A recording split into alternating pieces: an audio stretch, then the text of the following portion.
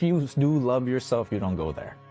You don't go to that level of toxicity and into your own self. I don't like to call it challenges. I don't like to call it struggles, because struggles to me are burdens. Challenges are ways of growth, ways to become positive, ways to go inward and find yourself even more. You can push through and find light. It's just nice to have some guidance and know that, hey, there's a reason why you're going through this. Just trust the process. I've fallen 1,000 times, and even now I'm happy, first of all, and I get to play every day. That's, for me, that's success. I'm not even talking about monetary. I'm talking about just the way I feel. But you got to start somewhere, right? You got to start somewhere.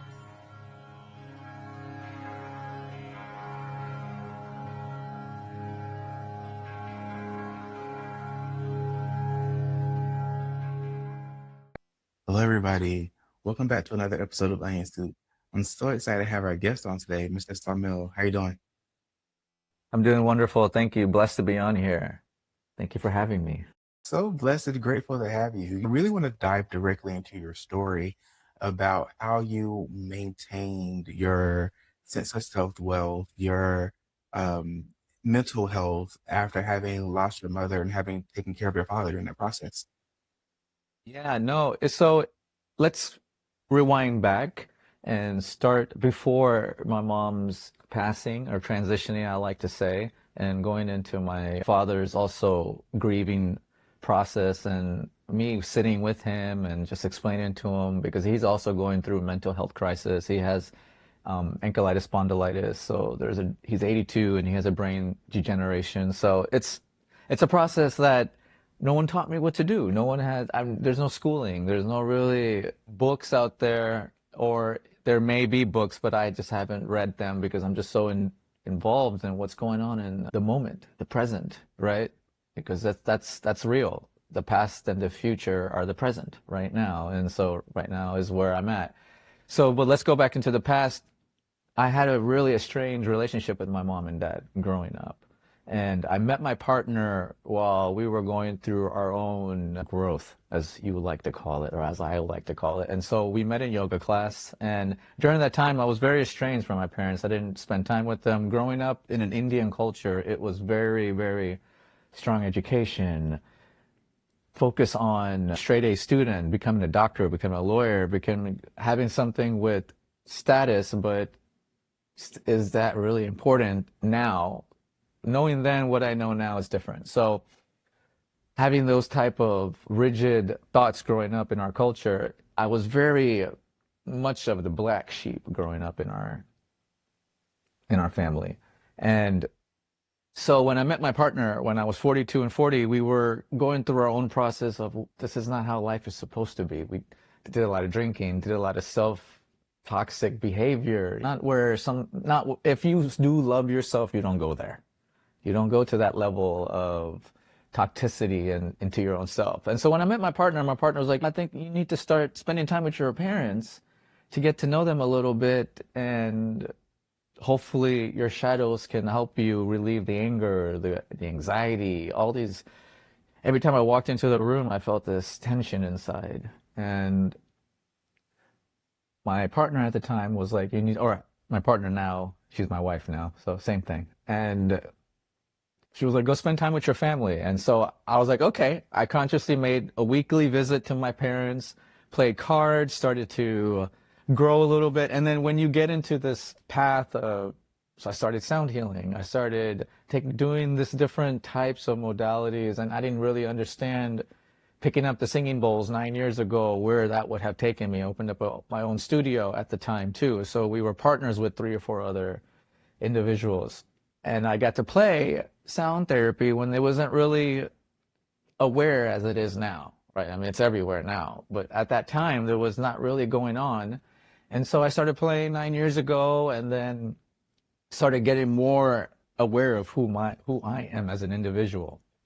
So then I started doing cold plunges, and then I started doing breathwork, and then I started doing infrared saunas, and so many different ways to heal yourself, to keep yourself balanced, to be honest with you, because there's going to be chaos in life. There's going to be struggles in life. There's going to be so many ways. There's only highs and there's going to be so many lows.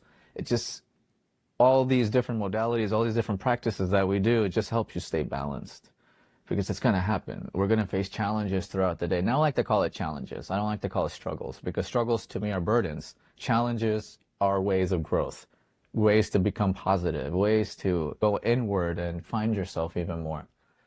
During that process, I noticed inconsistencies with my mom and my dad. They weren't fully aware and fully aligned anymore as they were. And so I started going there more frequently. And then when I started going there more frequently, I became more present with myself and I became more present with them.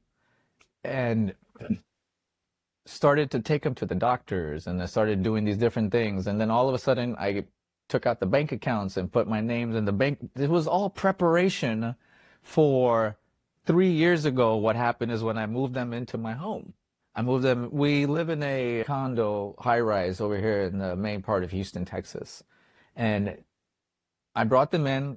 They live on the fourth floor, and I lived on the seventh floor. So not living together in the same room, but like if we had a one-story, two-story building, and then they stayed there. So that way they still had their own space. They felt like they were still being, as adults, you hate to be taken away to drive your car. You hate to be taken away to do these things. And so I had to do those things. I had to put my name on the bank accounts. I have siblings, but at the same time, I didn't have the distractions like my brother and my sister that have different distractions in life. Distractions are anything that takes you away from your own heart, from your own self. So like even seeing a good movie with a friend is a distraction, right? Because you're not evolving as an individual. You may be evolving as a community, but as an individual, as yourself, it's a distraction. Anything. So that's why you meditate, to find creativity or clarity, as you may say. So once that came in, I started taking care of him, and then my mom has dementia, so she's had it for 7 years. And during that process, just seeing your parents not being your parents anymore, and you being the parent, and the way I saw them, like it was mesmerizing. It's hard to explain what to go through. It's all about what you went through, the feelings, and so forth. And during that process, I got more involved in my own health, doing like I fast, eat once a day. I meditate. I spend a lot of time on my own. I started walking at the park every day, which helps with my like we're talking about well-being, where you're at in life. Because again, my my with my grief and with my father, with my what I'm going through, we all go through different things. And so again, with the different modalities I'm doing, I'm able to keep balance in my life Now, because of that. Summer, I have a quick question for you. So, as you're going through your spiritual journey and you ultimately seem like you have a wrench kind of thrown in the road, you start taking more care of your parents. Was there any time where you were questioning the modalities that you were going through, where things started getting a little bit rough for you? And if so, how'd you continue and push on? So with the death of my mom, when my mother transitioned, during that process, bro, it was like, I can't believe what I'm going through. This is really happening to me. I've broken down many times, started crying, and it's like, is this really good for my soul? Because it's all about that. And I kept pushing. And also with spirituality to me is like, if I talk to myself all the time, which I do, I talk to myself, and that for me, that's the spirit. That's who you're talking to is your spirit, right? And he keeps telling me, bro, you got this, you got this. Just trust the process. While I was going through the mania of drinking and abusing myself, at that time you're not being aware. Now going back to where what I went through, I can help people go through it because they're going through it, and there's darkness in everyone. You can push through it and find light. It's just nice to have some guidance and know that, hey, there's a reason why you're going through this. Just trust the process. Just trust it. And so after my mom transitioned, there was the sense of like being proud of yourself, like money can't get. Nothing can get you. And so when I felt that way, it seems like my dad is even harder. And so I looked into the mirror, I looked into the window, and I told myself, hey, man, just keep going. Everything is going to be great. Just remember when nothing lasts forever. Nothing in life lasts forever, right? And so what's going on in your body right now will not be going on in 10 minutes from now. So we're shifting, we're changing every day. And that's what keeps me going. I know even at 51, I feel great. I'm going in the right direction. I'm heading in the right direction. I'm meeting wonderful people. All the amount of friends I had at 30, thousands, let's say, and the amount of friends I have now is like a handful. And so it's been pleasant. There's no drama. There's no chaos. And so I'm able to reflect, go inward, and that's how I'm able to go forward as well. Samuel, I want to ask you about something you mentioned earlier on. You mentioned self-love, and you were also talking about the alcohol, drugs, and abuse to self. I want to talk about the evolution of self-love because the comment that you made was you just can't love yourself when you're doing those things. But when you're in that place, when you're in that shadow, that darkness, at what point do you start feeling the direction towards love or feeling the energy of love, the warmth? At what point do you say, I love myself, but I don't know how to put this completely away? Yeah, correct. So I can't speak for anybody. I can only speak for myself. The transition happened at 38, 39, 40. I mean, it was close to those years because I was building up because I was still abusing and I understood that, yo, this is not right. This is not right for what I'm doing. And honestly, there needs to be a turning point in your life where what you're doing and you want to do something else, you can't keep doing the same things, right? You can't keep going out. I don't have like the friends, not all the friends shifted. You have to make a personality change. I'm not talking about your heart. If you're a good person, if you have a foundation, that will not change. Like, I don't recognize myself 12 years ago when the transition, like, I wouldn't, like, I'm a good person. I have a great heart. That's why I wanted to change it for myself. I've been to rehab. I've had gone to jail 3 times, DWI. I mean, there's different things. I never hurt anybody else. It was all self-inflicted, right? Thank God I didn't hurt anybody while I was driving. Thank God there was no one injured while I was abusing myself. Only the one I was hurting was myself. And then I told myself, oh, it's only me. What's the big deal? Nobody else will. And then all of a sudden, I'm like, wait a minute. I have to take care of myself. Who else is going to take care of myself more than me? I've also noticed that with my father, like he has given up on life. Like I had changed his diapers. I feed him. We have caregivers 24 hours. We have hospice care. And throughout the years, he took pills to get over the discomfort. You want to be comfortable with the discomfort, right? You want to get to a level like getting into a cold plunge for 3 minutes is uncomfortable. At the same time, the rewards you get afterwards, the discipline, the inflammation that you have in your body goes away. Just there's just there's so much benefits to it. So taking a pill and staying comfortable and just sitting in ease will cause disease, right? That's what we cause because it's all self-inflicted disease. Everything is self-inflicted, most of it. So yeah, I forget where I was going with it. I always lose my mind and then Oh, I love that. And really, what that brings to mind is an old saying that you can't serve two masters. It would be difficult for you to claim that you want to experience more of the totality of the all, your higher self, the universe, spirit, whatever name you want to put to it. But then also you are deafening your own awareness by abusing alcohol or abusing substances that we know aren't particularly good for you. While you were going through this with your parents, in any way did watching their deterioration help you to grow in your own health and strength?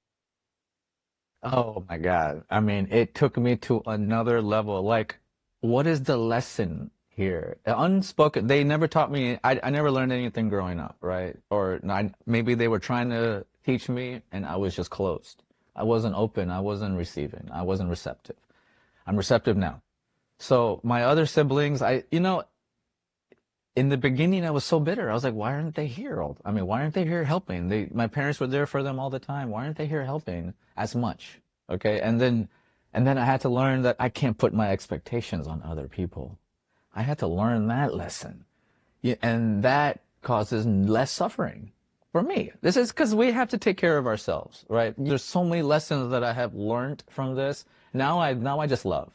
I love that I'm rewarded to be able to take care of my mom and dad. The way my lifestyle is very flexible. I'm in human wellness. I play sound therapy in corporations. I facilitate yoga and mindful events throughout the whole city. I see 500 people a week.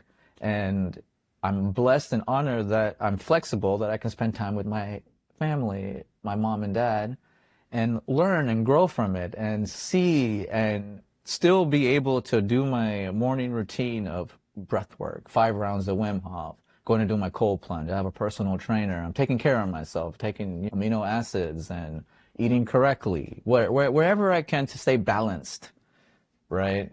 Financially stable, excellent. It's about everything. It's just not about physical. It's about mental. It's about internal. It's about soul. It's all of it.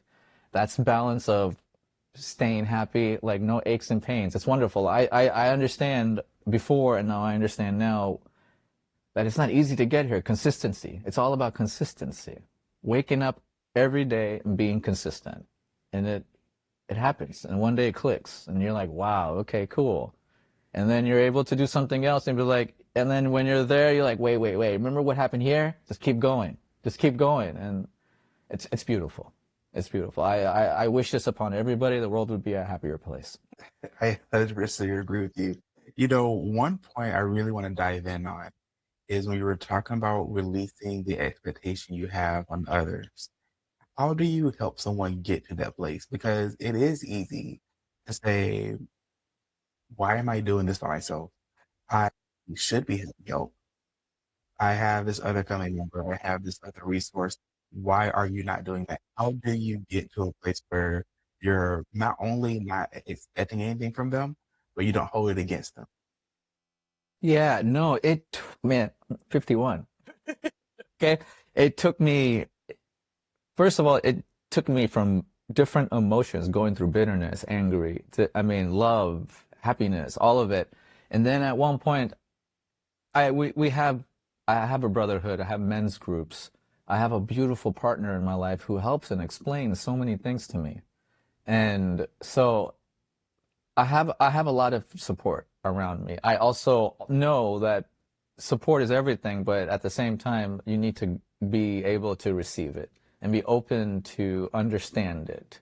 Some things you may not agree on, but I do understand more than I used to. And so it becomes an understanding. What does it mean to be open to receive? Because we understand what it means to be a giver. And a lot of people are people pleasers. And that's not to say that there's anything particularly wrong with that. There's some self healing there usually that needs to be done. But how do you open yourself up to truly receive? Well, it's that's kind of a hard question for me to answer because I'm still learning a lot. I'm still learning a lot, and I'm still learning to open to receive. To open to receive is to be genuinely authentic, to be genuinely vulnerable. That's the only way to me to see to receive. Because if there's ego involved, there's going to be a block, right? And to be receiving is to be vulnerable. I'll be quite frank with you. That's to my understanding. That was a really good answer. I really like that. So, This came up. I didn't even when you were asking. I was like, what yeah, I do I don't know. say? And then it just. I was like, yes, it is true to be authentic, to be vulnerable, is to be open to receive. So we're talking about that authenticity and that vulnerability. How do you get to a place where you're willing to go against the grain. You're willing to put yourself out there and willing to face disappointment, failure, but you're vulnerable and you're opening yourself up. You're releasing yourself to the universe. And then, as for yourself, now you have an entire business. How do you get from point A to B without breaking down? So look, I've broken down. So nothing is perfect, right? I have broken down. I've taken a step back. I've gone through self-care, took a week off, and then when I came back, I was even stronger. So I've fallen 1,000 times, and even now doing being as success, I mean, I feel like I'm successful. I'm happy, first of all, and I get to play every day. That's for me that's success. I'm not even talking about monetary. I'm talking about just the way I feel from the inside. So I'm successful. So breaking down, I think is fantastic. I think it's amazing to fall on flat on your face, and then you have to learn from it. You have to understand from it, and you have to know from the first 6 weeks when I started playing the singing bowls, there was no one showing up. Nobody showing up to class. And I was like, why do I keep doing this? What's the point? I mean, I don't see what the point is. But for some reason, spirit said to trust. Keep going. My inner soul. That I used to never listen to it before. I used to never understand it. I was very insecure about myself. Not a good public speaker. And once I started trusting, once I started trusting myself and understanding that failures are or falling or breaking down is just a lesson that you need to step back. You're getting too comfortable and see what else you need to shift. To me, that's what I take it as it now.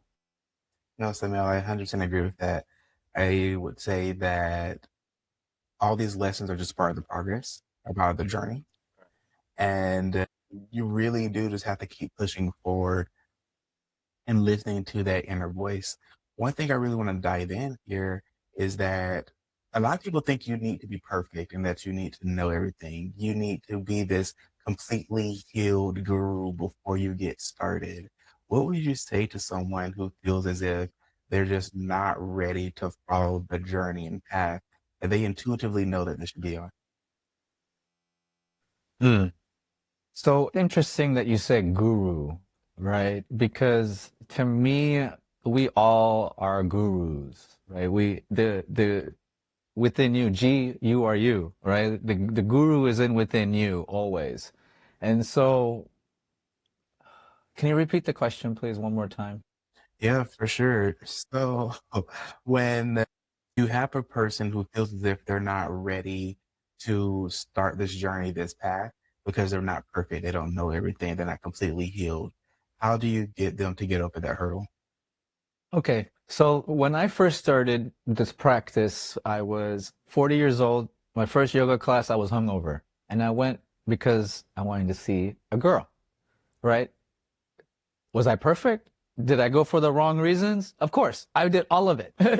I started with all of it, but you got to start somewhere, right? You got to start somewhere. Everything in life, you got to start somewhere. Even when you first start yoga, if you can't touch your feet, that's okay. That means if you're not perfect, there's room for growth, right? You keep going, you keep going. So being imperfect is the perfect place to start.